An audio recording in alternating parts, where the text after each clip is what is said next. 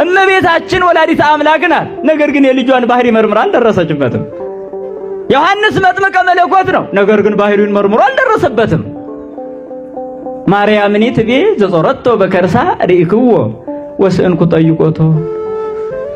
የተሸከመችው እመቤታችን አየሁት፣ ወለድኩት፣ ዳሰስኩት፣ ተሸከምኩት፣ ሳምኩት፣ አቀፍኩት፣ አሳደግኩት፣ ባህሪውን መርምሬ ግን አላውቅም አለች።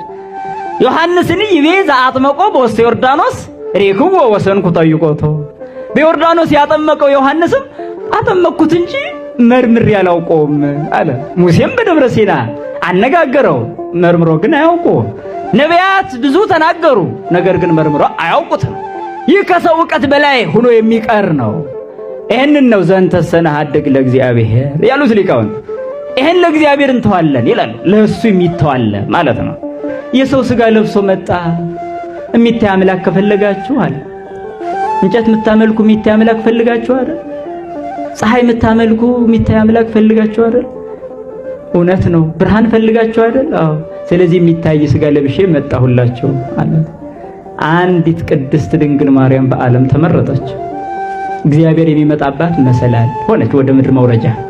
ወደ ምድር መውረጃ እግዚአብሔር የሚወርድባት በዓለም ያለው እርሱ በምልአት ያለ ከዓለም ውጭ ያለ እርሱ በማህፀኗ ተወሰነ።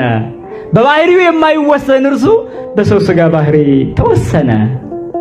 ጾርኪዮ እንዘ ውእቱ ይጸውረኪ፣ እሱ ተሸክሞሽ ሳለ ተሸከምሽው ይላል አባ ጊዮርጊስ ዘጋስጫ። ተሸክሟት እያለ ተሸከመችው። አንዲት እናት ስትጸንስ ልጇ በውስጧ ነው ያለው፣ ከዛ ውጭ የለም።